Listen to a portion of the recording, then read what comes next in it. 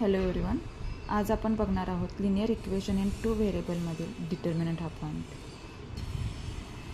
Determinant लिहिताना पहिल्यांदा 2 line draw केलेल्या असतात आणि त्या लाईनमध्ये तुम्हाला नंबर्स दिलेले असतात. म्हणजे आता मी ए बी सी डी, ठीक आहे, हे तुमचं काय डिटर्मिनंट आहे. A B C D is a determinant, ठीक आहे.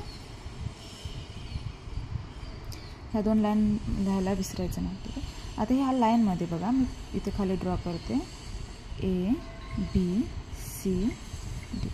हे जे आडवे आहेत, ह्या आडव्यांना आपण म्हणणार आहे रोज, ठीक आहे, रोज. आणि जे उभे आहेत ह्या उभ्यांना आपण म्हणतो कॉलम्स, ठीक आहे. बघा परत एकदा सांगते, आपण लिनियर इक्वेशन इन 2 व्हेरिएबलमधला डिटर्मिनंट हा पॉईंट बघतो. डिटर्मिनंट लिहिताना कसं लिहितात, 2 लाईन ड्रॉ करायचे आणि त्या लाईनच्या मध्ये तुम्ही ए बी सी डी म्हणजे इथे तुम्हाला कोणतेही नंबर दिले जाते, इज अ डिटर्मिनंट, ओके. त्या डिटर्मिनंटमध्ये जे आडवे आहेत, आडवे असतात त्यांना रोज म्हणतात, ठीक आहे. आणि जे उभे आहेत त्यांना कॉलम्स म्हणतो आपण, ठीक आहे. आता या ह्याच्यामध्ये 2च नंबर आहेत, म्हणजे ए बी आणि ए सी. म्हणजे आडवे पण रोजमध्ये 2 नंबर आहेत आणि कॉलममध्ये पण 2 नंबर आहेत, म्हणून ह्याची डिग्री असणार आहे. डिग्री ऑफ दिस डिटर्मिनंट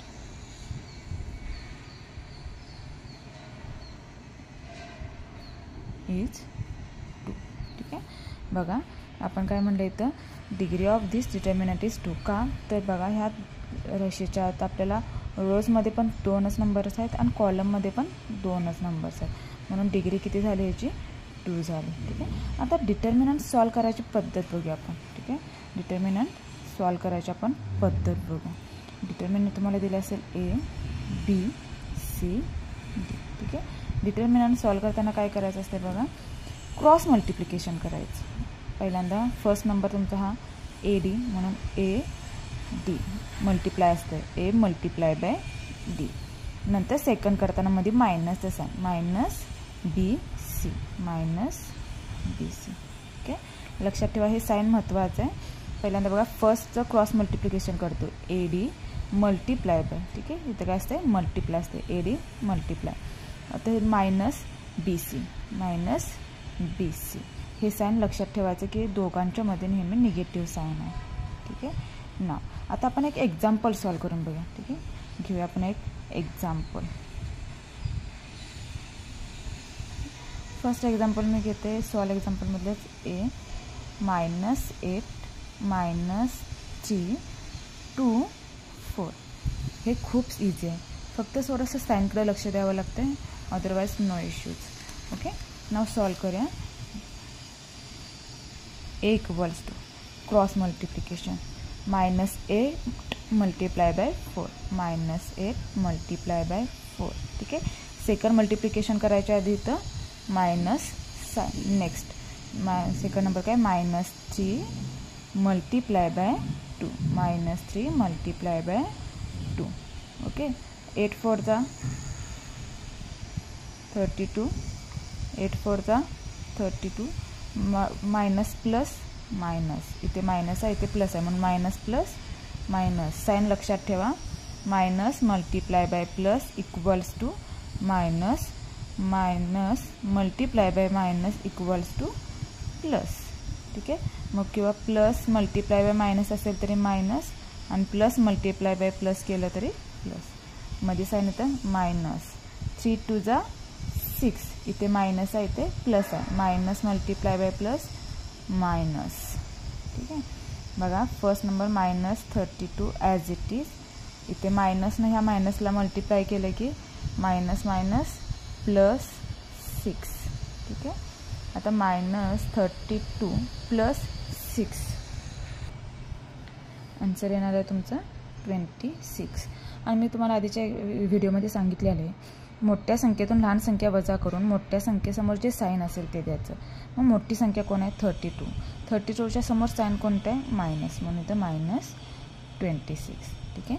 बघा परत एक सांगते, आपण बघतो डिटर्मिनंट हा पॉईंट. डिटर्मिनंट लिहिताना लाईन ड्रॉ केलेल्या असतात आणि त्याच्यात नंबर्स दिलेले असतात ए बी सी डी, ठीक आहे. जे आडवे असतात त्यांना रोज म्हणतो, उभे आहेत त्यांना कॉलम्स म्हणतो. आणि ह्या डिटर्मिनंटची डिग्री ही त्यातील नंबरवर ठरवली जाते. मग बघा इथे रोजमध्ये पण 2 नंबर्स आहेत, कॉलममध्ये पण 2 आहेत, म्हणून degree of this determinant is 2. ठीक आहे. सॉल्व करायची मेथड काय आहे, तर जे डिटर्मिनंट दिलं आहे त्यात क्रॉस मल्टिप्लाय करायचं. म्हणून first A multiply by D minus second घेताना काय करायचं, मध्ये मायनस आहे, minus B multiply by C. Okay. ना आपण एक्झाम्पल बघितलं. एक्झाम्पलमध्ये आपण ए इक्वल्स टू -8 -3 2 4. ओके. मग फर्स्ट काय क्रॉस मल्टिप्लिकेशन, फर्स्ट नंबरचं cross multiplication -8 multiply by 4. Second number घ्यायच्या आधी आपण मायनस साईन देतो, म्हणून मायनस सेकंड नंबर काय तुमचा -3 multiply by 2.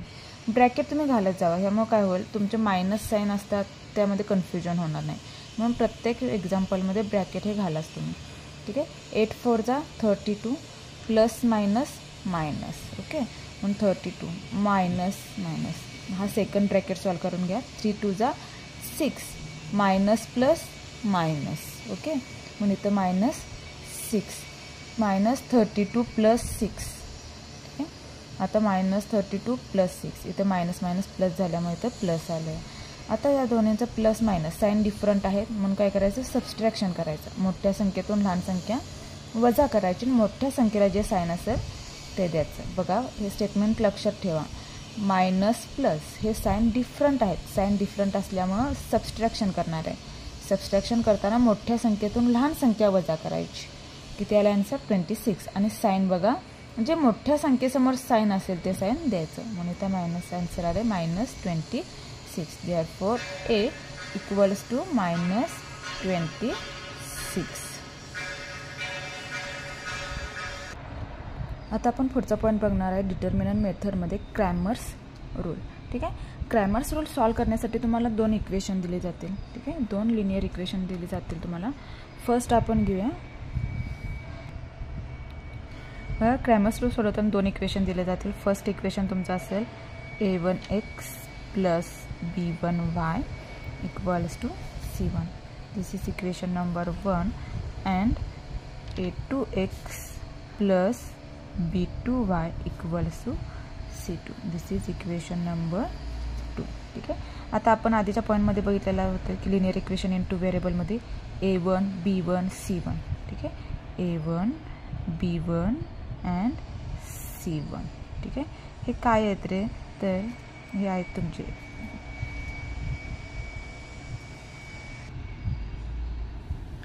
a1 b1 c1 हे फर्स्ट इक्वेशनमध्ये, आणि a2 b2 आणि c2 and a2 b2 and c2 हे दोन्ही इक्वेशनमध्ये. हे काय आहेत तुमचे, तर हे आहेत तुमचे रियल नंबर्स. हे काय असणार आहे तुमचे रियल नंबर्स. ठीक आहे. हे तुमचे रियल नंबर्स आहेत. आणि एक्स अँड वाय काय तर variables. X and Y are variables.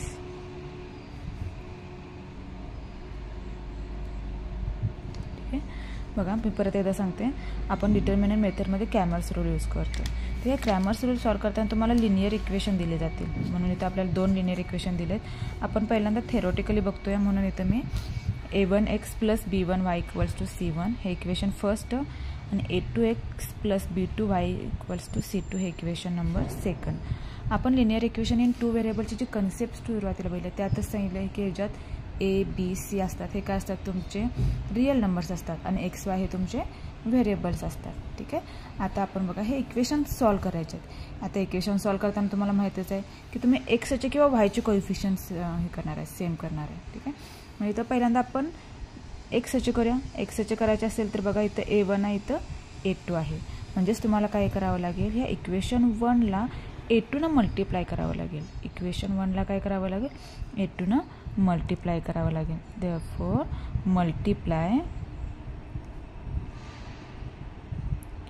Multiplying equation 1 by a2. Equation 1ला काय करणार आहे तुम्ही a2 मल्टिप्लाय करणार आहे. ठीक आहे. मग बघा मल्टिप्लाय करताना दोन्ही साईडला, राईट साईडला पण आणि लेफ्ट साईडला पण करायचं, म्हणून a2 मल्टिप्लाय बाय तुमची right side as it is लिहून घेते a1x plus b1y equals to right इकडे पण मल्टिप्लाय करा a2 multiply by c1. Okay.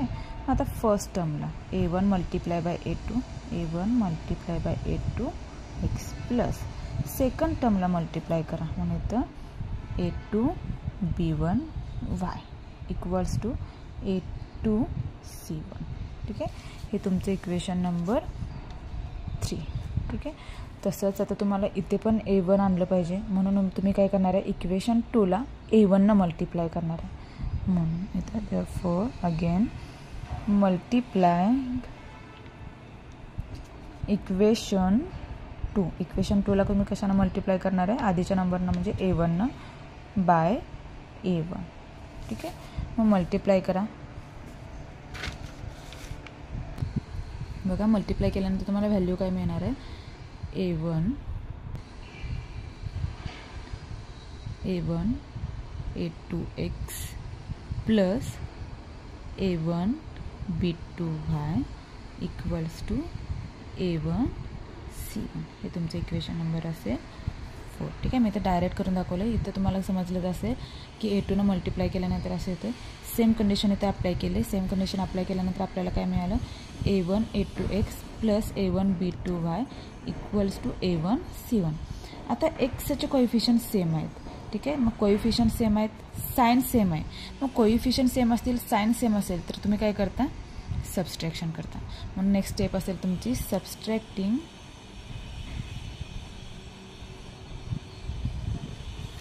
Equation 3 and 4. Equation 3 and 4 तुम्ही काय करणार आहे सबट्रॅक्ट करणार आहे. ठीक आहे. बघा मी एका खाली एक एक्झाम्पल लिहून घेतलं आहे. त्या एक्झाम्पलचं आपण सबस्ट्रॅक्शन करू. First a1 a2x minus a1 a2x same आहे मायनस झालं. इथे फर्स्ट काय आहे तुमचं a2 b1y मायनस बघा इथं minus plus minus a1 b2y equals to right साईडला काय तुमचं a2 c1 minus a1 c2. Okay. a1 c2. आता बघा जे लास्टला आलं आहे तुमचं आन्सर ते मी ॲज इट इज खाली लिहून घेते. therefore a2 b1y minus a1 b2y equals to a2 c1 minus a1 c2. Okay. ठीक आहे. आता बघा तुम्हाला ह्या राईट साईडला ह्या दोन्ही इक्वेशनमध्ये एक व्हॅल्यू कॉमन दिसते ती म्हणजे y. ठीक आहे. मग y कॉमन आहे म्हणून आपण बाहेर घेऊया. बाहेर घेतले की y बाहेर घेतले तरी ते राहणार कोण a2 b1 मायनस साईन आहे ते मायनस साईन इथे a1 b2 okay equals to a2 c1 minus a1 c2. पुढची स्टेप ॲज इट इज. आता y व्हॅल्यू फाइंड करायची म्हणजे आपल्याला हे सगळं शिफ्ट करावं लागेल. शिफ्ट करायचं असेल तर काय होतं या त्याचं साईड चेंज होते. साईन जे येतं मल्टिप्लायचं काय होणार आहे तर डिवाइड होणार. ठीक आहे. therefore y इक्वल्स टू हे y as it is equals to आहेत. पुढची व्हॅल्यू तुम्ही आहे तशीच लिहिणार आहे a2 c1 minus a1 c2. Okay. आता हे मल्टिप्लायचं काय होणार आहे इकडं डिवाइड म्हणून हे डिवाइडला लिहायचं a2 b1 minus a1 b2. Okay. Minus a1 b2 हे तुमचं इक्वेशन नंबर 5. ओके. आता सिमिलरली तुम्हाला बुकमध्ये पण दिलेलं आहे. मी नेक्स्ट फाइंड केलं आहे. सिमिलरली तुम्ही जसं आत्ता इक्वेशनला मल्टिप्लाय करून वायची व्हॅल्यू फाइंड केली जाईल तशीच तुम्ही एक्सची व्हॅल्यू फाइंड करणार. एक्सची व्हॅल्यू काय म्हणते x equals to c1 b2 minus c2 b1 divided by a1 b2 minus a2 b1 हे इक्वेशन नंबर 6. ओके. मी तर वायची व्हॅल्यू फाइंड केलेली आहे. तुम्हाला पुस्तकात एक्सची व्हॅल्यू फाइंड करून दिलेली आहे. ओके. जर तुम्हाला आता एक्सची व्हॅल्यू फाइंड करायची असेल तर बघा डिटर्मिनंट फॉर्ममध्ये आपल्याला लिहायला हवं आहे कारण एक्झाम्पल विचारताना तुम्हाला डिटर्मिनंट फॉर्ममध्येच विचारणार आहेत. एक लिनियर इक्वेशन दिलं जायचं असेल ते तुम्ही सॉल्व करून घ्यायचं. बघा आपल्याला इथं c1 b2 minus c2 b1 हे व्हॅल्यू दिलं. पहिल्यांदा मी एक्सचेच फाइंड करून दाखवते. मग बघा आपण काय करतो क्रॉस मल्टिप्लिकेशन करतो. काय करतो क्रॉस मल्टिप्लिकेशन. ही तुमची फर्स्ट व्हॅल्यू असणार आहे c1. त्याच्या क्रॉसला कोण असणार आहे त्याच्या समोरची व्हॅल्यू म्हणजे इथं B2. ओके, मध्ये मायनस साइन असतं या. इथं व्हॅल्यू C2, ही व्हॅल्यू काय असणार आहे तुमची C2 आणि त्याच्या क्रॉसला इकडे B1. ओके, बघा काय केलं आपण या इक्वेशनमध्ये C1 म्हणून इथं C1 त्याच्या क्रॉस काय असणार आहे तुम्हाला त्याच्याबरोबर असणारी व्हॅल्यू B2. ओके, नाव इथे बघा सेकंड व्हॅल्यू असणार तुमची B1 आणि इकडे क्रॉसला B2. हा जो आपण कॉलम असणार आहे तो पहिला कॉलम तुमचा Cचा परत Bचा. ओके, नाव सिमिलरली खालच्या स्टेपला पण इथं काय A1 म्हणून इथं A1 त्याच्या सिमिलरली क्रॉस काय असणार आहे B2. ओके, नाव आता इथे बघा B1 इथे व्हॅल्यू काय येणार तुमची B1 आणि त्याच्या क्रॉसला असणार आहे तुमची A2. ओके, सिमिलरली तुम्ही वायची फाइंड करणार आहे. सिमिलरली वायची फाइंड करणार. मग वायची बघा कशी येणार आहे. वायची व्हॅल्यू आहे तुम्हाला A1 C2 minus A2 C1 divided by A1 B2 minus A2 B1. ठीक आहे, आता इथं पण मगाच्या मॉड्यूल डिटर्मिनंटचा रूल वापरायचा आहे आणि मॉड्यूलमध्ये लिहायचं आहे. ठीक आहे, मग बघा फर्स्ट टर्म तुमची इथे A1 त्याच्या क्रॉस कोण येणार आहे C2. इथे बघा A2 आपण हा कॉलम असणार आहे तो एचाच असणार आहे म्हणून इथं A2 आणि त्याच्या क्रॉसला असणार आहे इथे C1. सिमिलरली डिटर्मिनंटला बघा इथं तुमचं आहे A1. ठीक आहे, क्रॉसला कोण असणार आहे इथं B2 मायनस A2 म्हणजे एच्या कॉलममध्ये आणि इथं B1. ओके, व्हॅल्यू फाइंड केलं तर मी एक्स आणि वायच्या. ठीक आहे, आता हे एक्स आणि वायच्या व्हॅल्यू कशा आले ते कळालं. आता तुम्हाला बघा ह्याच्यात मेन पॉईंट काय तर तुम्हाला dx dy फाइंड करायचं आणि त्याच्यानंतर आहे तुमचं एक्स आणि वायच्या. बघा क्रॅमर्स रूलमध्ये व्हॅल्यू फाइंड करताना ची व्हॅल्यू फाइंड करताना आपण काय करणार d equals to A1 B1 A2 B2 म्हणजे एक्स आणि वायचे जे कोएफिशियंट आहेत त्याच व्हॅल्यू घेणार. फर्स्ट एक्सचे कोएफिशियंट घेणार आणि सेकंड वायचे कोएफिशियंट. एक्सचे कोएफिशियंट काय होते A1 A2 आणि वायचे होते B1 B2. ठीक आहे, त्याच्यानंतर फाइंड करणार आपण dx फाइंड करताना काय करतो इथं आपण C1 C2 B1 B2. Okay, म्हणजे आपण एक्सची व्हॅल्यू फाइंड करतो म्हणून एक्सच्या जागी कॉन्स्टंट ठेवायचं. फक्त इथं एक्सचा रो आपण चेंज करतो. एक्सच्या जागी काय ठेवणार आपण C1 C2 आणि नेक्स्ट रो तुमचा आहे तसाच आहे B1 B2. ओके, सिमिलरली तुम्ही dy फाइंड करताय. बघा dy फाइंड करताना फक्त वायचा रो चेंज होणार आहे म्हणजे एक्सचा आहे तो तसाच राहणार म्हणून इथं A1 A2 आणि जिथं वाय आहे सेकंड वायच्या इथं तुम्ही कॉन्स्टंट लिहिणार C1 C2. ओके, बघा काय केलं असं तुम्ही फर्स्ट तुम्ही इझिली मेथड बघितल्या. त्यानंतर डी फाइंड करताय. डी फाइंड करताना एक्स आणि वायचे कोएफिशियंट घेताय म्हणजेच A1 A2 B1 B2. Next dx find करताय. dx फाइंड करताना काय करताय जिथं आपण पहिला रो एक्सचा होतं तिथं कॉन्स्टंट C1 C2 आणि इथं B1 B2. Okay, dy find करायचं काय करायचं वायची जागा फक्त चेंज करायची. वायच्या इथं कॉन्स्टंट येणार म्हणजे C1 C2 आणि एक्सच्या इथं आहे तीच व्हॅल्यू A1 A2 राहणार. ठीक आहे, आता ह्याच्यानंतर तुम्ही फाइंड करताय एक्सची व्हॅल्यू फाइंड करताना काय करायचं आहे dx/d. जी तुम्हाला dx सॉल्व करून व्हॅल्यू मिळेल ती वरती लिहायची आणि डीची व्हॅल्यू खाली लिहायची. अँड वाय फाइंड करताना y इक्वल्स टू dy/d. या इक्वेशन अशा पद्धतीने तुम्ही एक्स आणि वायची व्हॅल्यू फाइंड करू शकता. ठीक आहे, आता नेक्स्ट व्हिडिओमध्ये आपण ह्याची मी स्टेप्स तुम्हाला एक्सप्लेन करेन म्हणजे इझिली कशा लक्षात ठेवायचं ते सांगते आणि नंतर आपण प्रॅक्टिस एक सॉल्व करूया. Okay, thank you.